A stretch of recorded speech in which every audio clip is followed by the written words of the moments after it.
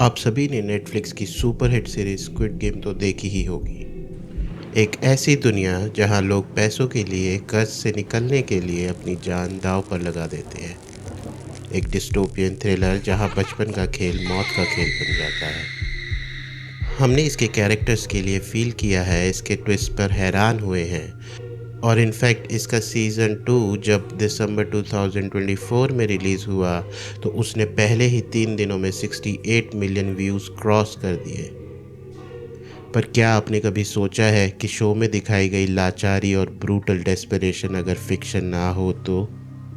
आज हम आपको एक ऐसी कहानी बताने जा रहे हैं, एक ऐसी सच्चाई जो स्क्विड गेम के फिक्शन से भी ज़्यादा डरावनी है। ये कहानी साउथ कोरिया के उस काले इतिहास की है जिसे दुनिया ने भुला दिया।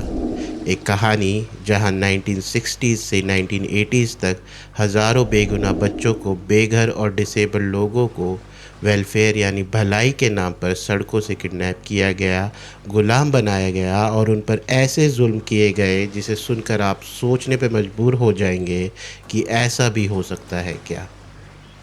ये कहानी है ब्रदर्स होम और सियोन गैम एकेडमी जैसे रिहैबिलिटेशन फैसिलिटीज़ की। ये कोई गेम नहीं था, ये स्क्विड गेम का असली वर्जन था। एक ऐसी सच्चाई जो आज भी साउथ कोरिया को हॉन्ट करती है।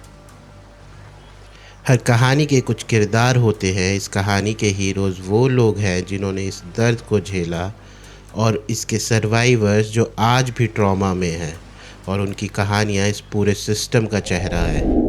उनमें से ही एक सर्वाइवर है चुन जोंग सू जो 69 साल के हैं, लेकिन उनकी आवाज़ में आज भी बचपन छिन जाने का दर्द है। साल था 1965। सिर्फ 11 साल के चुन सियोल के ट्रेन स्टेशन के पास अपनी बहन से मिलने जा रहे थे। तभी कुछ सिविल ड्रेस में ऑफिसर्स ने उन्हें एक वैन में खींच लिया। ना कोई सवाल, ना कोई जवाब। अगले 9 साल तक उनकी दुनिया सिर्फ सियोन गैम आइलैंड ही थी। ये एक ऐसी जगह थी जहां सिर्फ बोट से जाया जा सकता था, शहर से बिल्कुल अलग थलग। चुन इस जगह को वर्जन ऑफ हेल कहते थे। वहाँ उन्हें सुबह होते ही खेतों में ज़बरदस्ती काम पर लगा दिया जाता था। सोच के देखिए, एक छोटा सा बच्चा 55 पाउंड यानी लगभग 25 किलो की चावल की बोरियां उठा रहा है और इतनी मेहनत के बदले खाने को मिलता था सिर्फ एक मुट्ठी चावल। अगर किसी दोस्त से चुपचाप बात भी कर ली या गर्मी से बेहोश हो गए तो उन्हें बुरी तरह पीटा जाता था। चुन बताते हैं, they couldn't bear to let us be kids. वो हमें बच्चा रहने ही नहीं देना चाहते थे।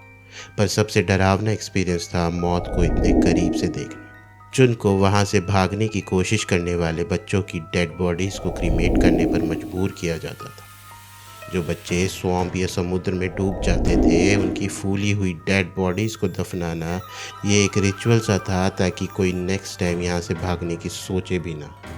वो ट्रॉमा इतना बड़ा था कि आज भी इतने डेकेड्स बाद सोते टाइम वो चीख उठते हैं और जब उनसे पूछते हैं कि वो क्यों चिल्ला रहे हैं तो वो कहते हैं, this is something I will carry until I die. ऐसी ही एक और दर्दनाक कहानी है पाक सुंग की। सालों बाद 1980 में 15 साल के पाक, जो एक मिडिल क्लास फैमिली से थे, शहर में घूमने जा रहे थे और उन्हें आवारा समझकर पुलिस ने उठा लिया। 18 महीने उन्होंने सियोन गैम में गुजारे जब तक कि फैसिलिटी 1982 में बंद नहीं हुई। उन्हें वहाँ मारा पीटा जाता था और सेक्सुअल असॉल्ट भी होता था, जो कि एक ऐसा ज़ख्म था जो कभी नहीं भरा। वो कहते हैं, even I forgot the beatings, the violation left a permanent dent in me. जब वो वहाँ से बाहर आए तो उनकी फैमिली, जिन्हें उनके बारे में कोई खबर नहीं थी, मिसिंग रिपोर्ट्स फाइल करके अमेरिका जा चुकी थी।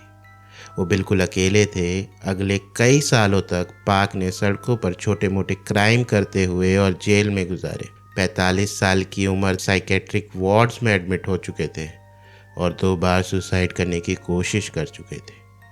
लेकिन फिर एक दिन उन्होंने YouTube पर पेंटिंग ट्यूटोरियल देखा और वहाँ से उनकी ज़िंदगी ने एक नया मोड़ लिया। उन्होंने पेंटिंग शुरू की। आज उनकी पेंटिंग सियोन गैम के टेम्परेरी म्यूज़ियम में लगी है। वो अपने दर्द को, साइलेंट के दलदलों और बैरक्स की यादों को कैनवस पर उतार कर दुनिया को उस हेल की सच्चाई दिखा रहे हैं। पाक का सपना है कि वो यूथ शेल्टर्स में बच्चों को पेंटिंग सिखाएं ताकि वो उन्हें बता सके कि दर्द से भी कुछ खूबसूरत बनाया जा सकता है। तो आखिर ये सिस्टम काम कैसे करता था? पेपर पर ये वेलफेयर फैसिलिटीज़ थी जो गरीबों और बेघर लोगों को शेल्टर्स देने के लिए बनाई गई थी, लेकिन सच बिल्कुल उल्टा था। ट्रुथ एंड रिकन्सिलिएशन कमीशन के इन्वेस्टिगेटर हा गुम चुल बताते हैं, on paper they were for relief but in reality they were a unified system of vagrancy enforcement, human right abuse masked as mercy. यानी दया के mask के पीछे उनके rights का अपमान था। ब्रदर्स होम बुसान शहर में इन सब में से बदनाम था। यहाँ पुलिस और फैसिलिटीज़ के स्टाफ ट्रक्स में शहर में घूमते थे और बच्चों, डिसेबल्ड लोगों और बेघर लोगों को ज़बरदस्ती वैन में डाल देते थे, क्योंकि उन्हें इसके लिए जॉब रेटिंग पॉइंट्स मिलते थे। एक इंसान को ब्रदर्स होम लाने पर एक नॉर्मल अरेस्ट से 3 गुना ज़्यादा पॉइंट्स मिलते थे और इंसान पकड़ना एक करियर लैडर बन चुका था। अंदर की ज़िंदगी एक फैक्ट्री ऑफ हॉरर जैसी थी। सबके बाल काट दिए जाते थे। दिन की शुरुआत मिलिट्री ड्रिल से होती थी। सुबह 6 बजे से खेतों में काम करना पड़ता था, जहां फर्टिलाइज़र की जगह ह्यूमन वेस्ट का यूज़ किया जाता था और खाने में सिर्फ थोड़े से चावल और प्रॉन मिलते थे, वो भी तब जब पूरे दिन का कोटा पूरा हो जाता था। सज़ा के नाम पर डंडों से मारा पीटा जाता था या दलदल में छोड़ दिया जाता था, जो कि एक आम बात थी। सेक्सुअल असॉल्ट इतना कॉमन था कि पाक उसे परमानेंट डेंट कहते हैं। 1987 की इन्वेस्टिगेशन में पता चला कि कैंपस में सिर्फ 10% लोग सच में होमलेस थे। बाकी 90% पाक जैसे आम लोग थे जिन्हें पुलिस ने अपना कोटा पूरा करने के लिए उठा लिया था। डेथ्स होना यहाँ कॉमन बात थी। सिर्फ ब्रदर्स होम में 1975 से 86 के बीच में 657 डेथ्स कंफर्म हुई हैं और सियोन गैम आइलैंड पर 2022 से 23 के एक्सकवेशन करने में बच्चों के रिमेन्स भी मिले थे। जो सर्वाइवर्स हैं वो कहते हैं कि जंगल में 400 से ज़्यादा डेड बॉडीज़ बरीड हैं। अकॉर्डिंग टू TRC 2024 रिपोर्ट, इन फैसिलिटीज़ में 8100 से ज़्यादा लोगों को रखा गया था। इन जगहों की ज्योग्राफी भी एक वेपन की तरह यूज़ होती थी। सियोन गैम आइलैंड सिटी से इतना दूर था कि वहाँ से भागना बहुत मुश्किल था। जो कोशिश भी करते थे उनकी डेड बॉडी समुद्र के पास मिलती थी, जो और लोगों के लिए एक वार्निंग होती थी। और brother home Busan port city के पास था। शहर से दूर भी नहीं, पर इतना कनेक्टेड कि शहर को साफ करना आसान पड़ता था। रिमोटनेस का इस्तेमाल डेड बॉडीज़ को छुपाने के लिए किया गया और शहरों का इस्तेमाल हंट करने के लिए। और सबसे बड़ा सवाल, ये सब हो क्यों रहा था और सरकार इसे होने भी क्यों दे रही थी? इसका जवाब साउथ कोरिया के उस दौर की पॉलिटिक्स में छुपा है। ये अथॉरिटेरियन मिलिट्री रिजीम्स का दौर था। पहले 1961 से 1979 में पाक चुंग ही और फिर 1980 से 88 तक चुन डू हुआन इन रिजीम्स के लिए देश का इंटर प्योरीफाई करने का कैंपेन चलाया। गरीब, होमलेस और आवारा घूमते लोग इस इमेज पर एक दाग थे और उन्हें इस दाग को मिटाना था। 1975 में ऑर्डिनेंस नंबर 410 पास किया गया, जिसने पुलिस को बिना वारंट के किसी को भी अरेस्ट करने की पावर दे दी थी। सोशियोलॉजी प्रोफेसर पाक हे नाम कहते हैं कि ये सेंटर्स टूल्स फॉर लेबर थे, जहां इनमेट्स को इंसान नहीं बल्कि डोमेस्टिकेटेड बीस्ट यानी पालतू जानवर बना दिया जाता था। वो कहते हैं, even if their bodies survive they were murdered as a members of society. पर इस कहानी का एक और शायद सबसे डरावना फेस है। ये सिर्फ सोशल क्लींजिंग या फोर्स लेबर तक लिमिट नहीं था, ये एक ह्यूमन ट्रैफिकिंग रैकेट भी था। फेब 2025 में सामने आए डॉक्यूमेंट से ये पता चला है कि ब्रदर्स होम में से कम 31 बच्चों को ऑर्फन बताकर दूसरी कंट्रीज़ में अडॉप्ट करवा दिया गया था। सोचिए, सड़क से एक बच्चे को उठाया, उसके रिकॉर्ड्स में वेग्रेंट या ऑर्फन लिख दिया और उसे वेस्टर्न फैमिलीज़ को बेच दिया। पाक सुंग की जैसे सर्वाइवर्स की कहानी इससे जुड़ती है, जिनके ऑर्फन होने के रिकॉर्ड्स बनाए गए जबकि उनकी फैमिली उन्हें ढूंढ रही थी। नेटफ्लिक्स की डॉक्यूमेंट्री इकोज ऑफ सर्वाइवर में इस अडॉप्शन फ्रॉड को डिटेल में दिखाया है, जिसके बाद इंटरनेशनल लेवल पर गुस्सा फूट पड़ा। सालों तक ये सच्चाई साउथ कोरिया की बुक्स में दबी रही। फिर 2021 में स्क्विड गेम रिलीज़ हुआ। इसके क्रिएटर हुआंग डोंग ह्यूक ने ये शो 2009 में लिखा था, लेकिन तब इसे टू वॉयलेंट एंड अनरियलिस्टिक कहकर रिजेक्ट कर दिया गया था। उनका मकसद इन कैंप से इंस्पायर होना नहीं था, बल्कि वो कैपिटलिज्म के डार्क साइड को दिखाना चाहते थे, जहां कोई भी आम इंसान एक पल में ही अपना सब कुछ खो देता है। लेकिन जैसे ही ये शो रिलीज़ हुआ, लोगों ने उसमें और असली इंसिडेंट के बीच में सिमिलैरिटीज़ ढूंढना शुरू कर दी। शो के green track suit, dorm style rooms और कॉन्टेस्टेंट के बेबस ज़िंदगी, सब कुछ ब्रदर्स होम की कहानियों से मिलती जुलती थी। सोशल मीडिया पर आग लग गई। एआई से बनाई गई फेक इमेजेस वायरल हो गई, जिसमें ब्रदर्स होम को स्क्विड गेम का सेट बताया जा रहा था। ये झूठ था, लेकिन इस झूठ ने एक बड़े सच को दुनिया के सामने ला दिया था। लोग ब्रदर्स होम के बारे में सर्च करने लगे। जैसे कि जुलाई 2025 में सोशल मीडिया पर यूज़र्स ने लिखा कि brothers home was real but no direct squid game relation, yet the photos are fake.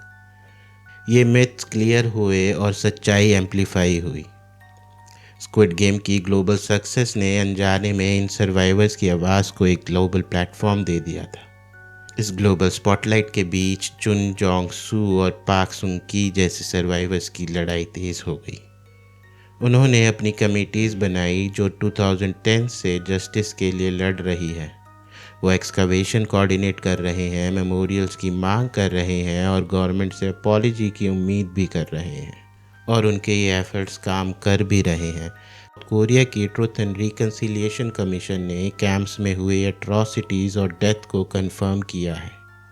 और अगस्त 2025 में एक हिस्टोरिकल मूवमेंट आया। साउथ कोरियन गवर्नमेंट ने सियोन गेम के सर्वाइवर से ऑफिशियल माफ़ी मांगी और 71 ह्यूमन राइट केसेस में अपनी अपील वापस ले ली। यही नहीं, पहली बार ब्रदर्स होम के एक विक्टिम को बिना टीआरसी की रूलिंग के कॉम्पनसेशन दिया गया। ये एक छोटी लेकिन बड़ी विक्ट्री थी। ये कहानी हमें बताती है कि कैसे सिस्टम पॉवर्टी को एक वेपन बना सकता है। ये हमें उन हज़ारों लोगों की याद दिलाती है जिनके बचपन, जिनकी ज़िंदगी प्रोग्रेस और इमेज के नाम पर ख़त्म कर दी गई। लेकिन ये कहानी रेजिलियंस की भी है, उन सर्वाइवर्स की जिन्होंने अपने दोस्तों को दफनाया और फिर डेकेड्स बाद उसी ज़मीन से सच को खोद निकाला। पाक सुंग की जैसे आर्टिस्ट की, जो अपने दर्द को आर्ट में बदल कर आने वाली जनरेशन को उम्मीद दे रहे हैं। स्क्विड गेम एक शो था जिसे हमने देखा और शायद भूल गए, लेकिन ब्रदर्स होम और सियोन गेम एकेडमी एक सच्चाई है जिसे हमें हमेशा याद रखना होगा। क्योंकि जैसे कहते हैं, this is not mere history, it is a call to vigilance in our own unequal world. ताकि ऐसी कहानी फिर कभी कहीं भी किसी के साथ ना दोहराई जाए। ये उनकी लड़ाई है, लेकिन इससे सीखना हम सबकी जिम्मेदारी है।